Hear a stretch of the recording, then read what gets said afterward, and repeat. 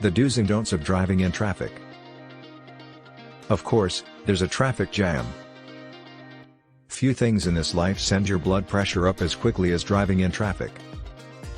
Indeed, we've spoken previously about just how stressful driving in traffic can be. While it's understandable that crawling along on the highway is an unpleasant experience, we hope that these tips on what to watch out for when you drive in traffic will make it a little less so. First things first, always make sure that you know your route before you drive off. It's tempting to think that your GPS will take care of everything, but changing lanes can take longer in heavy traffic. Knowing your exits, instead of relying on your GPS guidance, will help make sure you have the time you need to make your exit.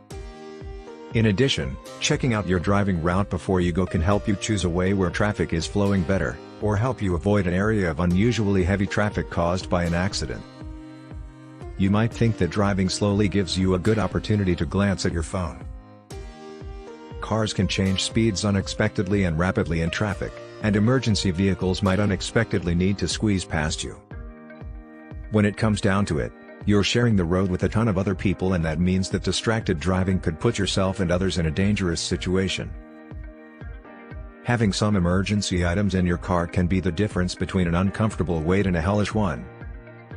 Here are some extra items that'd be wise to keep in your car. You're stressed and ready to be home, but tailgating the car in front of you is not going to help you get there faster.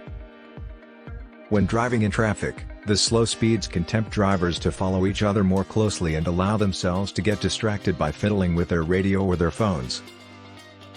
Paying attention and adopting good habits to avoid getting into a crash is always important, but especially when you're in traffic. While sitting in traffic is a dull experience, it's much better than sitting in a hospital.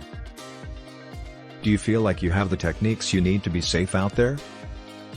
If your skills could use some refreshing, sign up for a driver education course today. Thanks for watching.